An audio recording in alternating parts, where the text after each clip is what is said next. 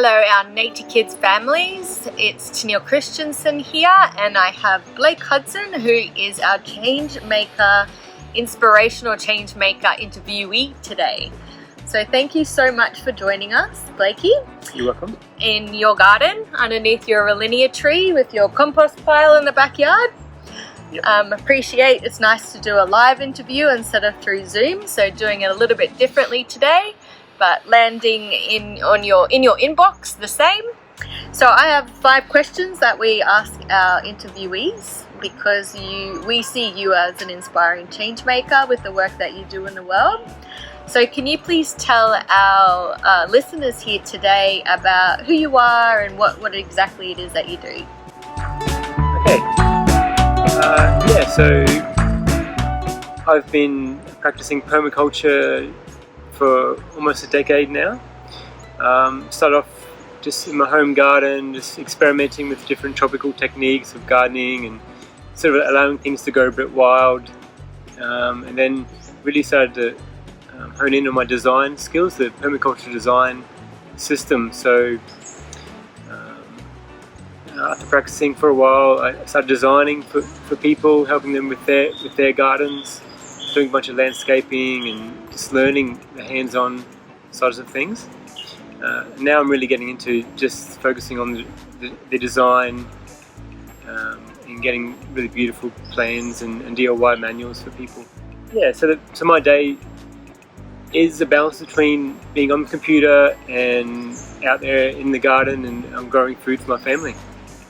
Yeah.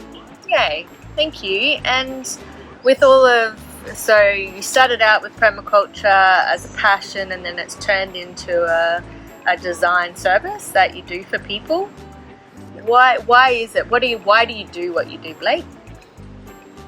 Well, firstly, I love it. It's like it's my offering, my gifts to the world, and I feel that there's a need there in the community for people to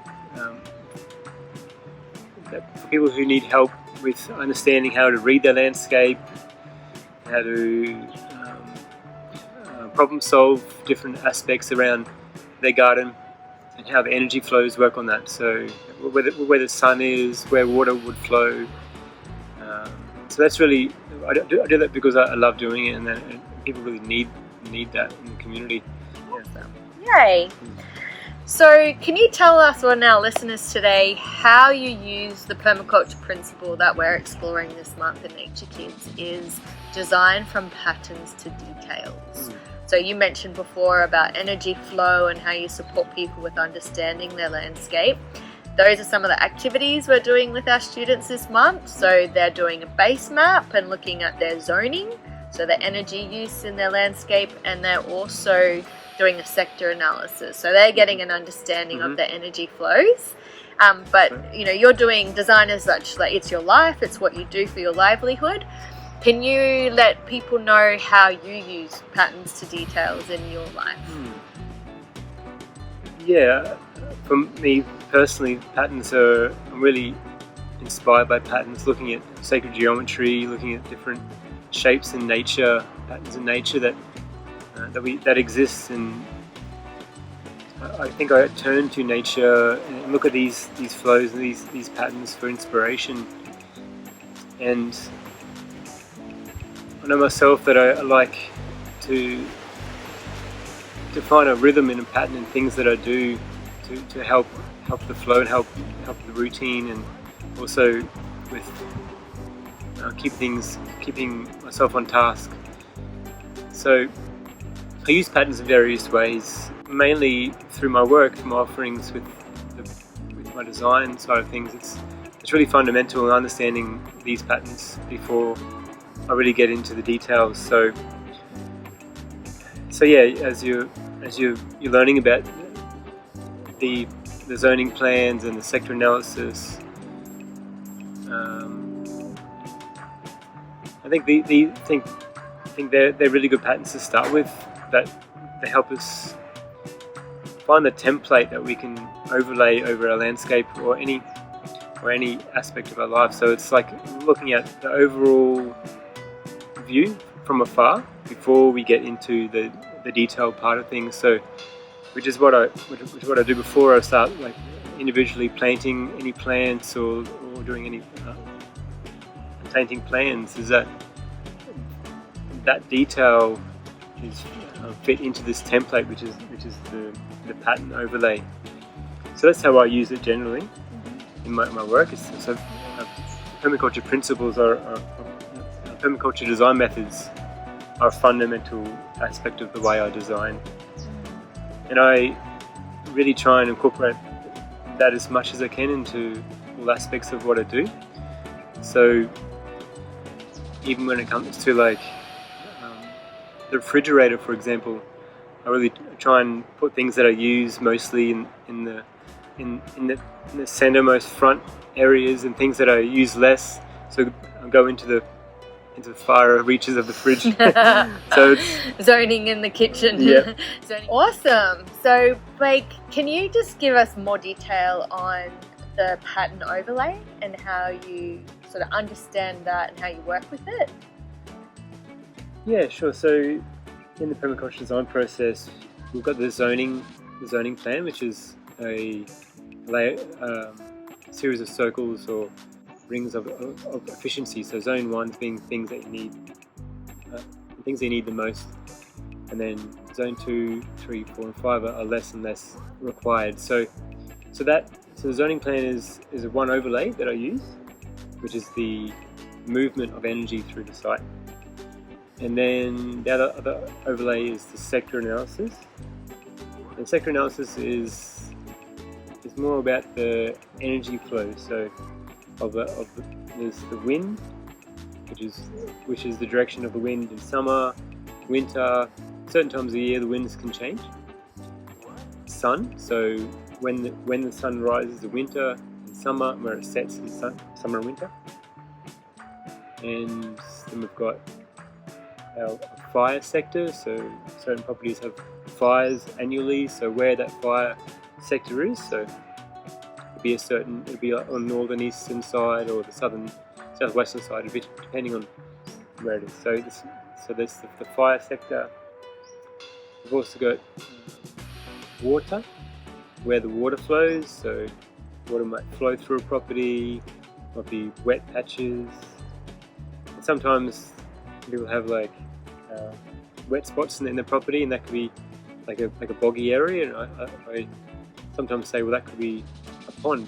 So the problem is the solution, turning that problem wet area into a solution. So this is why we understand and analyze the landscape first.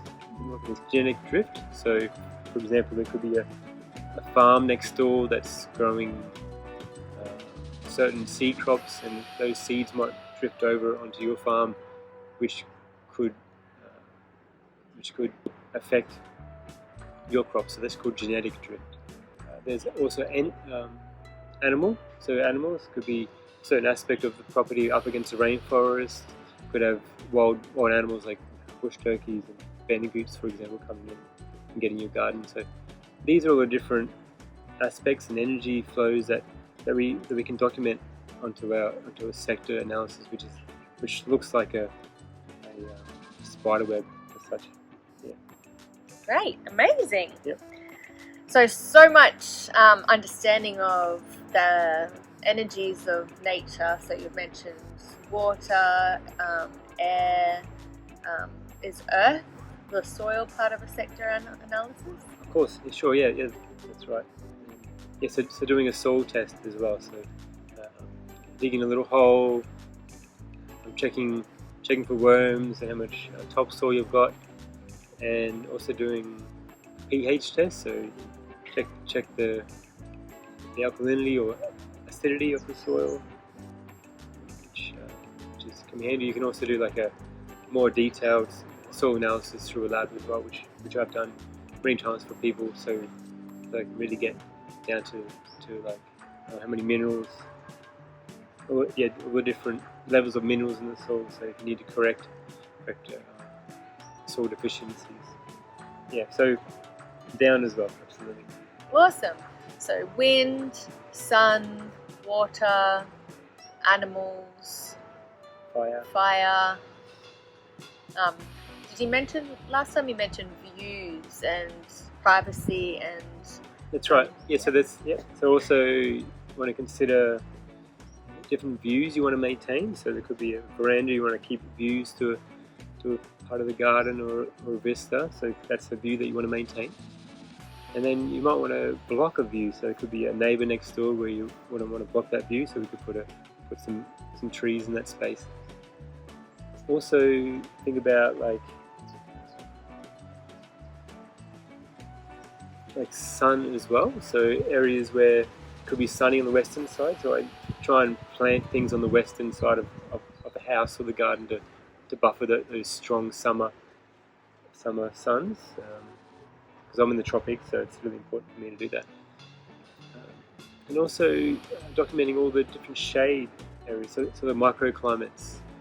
We've got different shady cool areas, and it's also hot and dry areas. So that's all. These are all little things that we can document onto sector analysis. So thank you for sharing that. So much information there. I've got 2 more questions for you.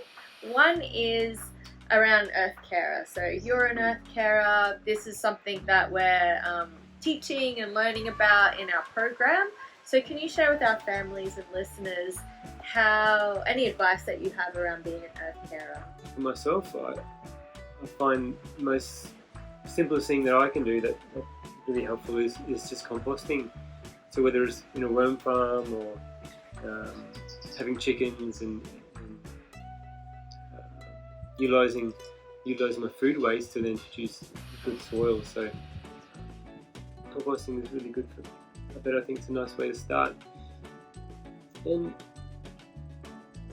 I find it's important to not get overwhelmed with trying to do too much. Healthy eating really is a good way to.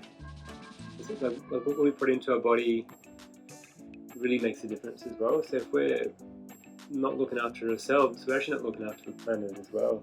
So like if we're buying packet processed foods, that's, for one, it's not good for the environment. The food itself is produced in a poor way that actually degrades soils, and it's also in packaging which is most likely non-recyclable. So if we're actually eating good quality whole foods that we can grow from the garden, even better. But if we're getting from a local store that it's organic, it isn't in packaging. So that's really good ways, just by looking after ourselves, we actually look after our planet as a flow-on effect from that. Can you share with everybody what your favourite thing about nature is? My favourite thing in nature is the patterns that it has. Seeing the different patterns, whether it's the waves in the ocean or the different shapes and styles of patterns that you see in the clouds, and which is like the macro sort of things. But then if we get closer, we look at the micro. So like the patterns in the sunflower heads and shells. And so I really like observing and seeing that beauty in that nature as the artist out there. So I get a lot from that observation, just seeing the beauty that's in nature. Yeah, before then, that's why you're the pattern guy. That's why we're interviewing you. You work with patterns every day in your livelihood, and really appreciate everything that you've shared for us. Just want to also mention how you work with patterns, in your VJing, visual arts. And bringing the light show to different events, you use a lot of patterns in that. So seeing that in your clothing and the art you create, as well as the landscape template. So thank you so much for sharing everything with us today. And as Sammy and I say, until next time, keep playing. Thank you. Bye.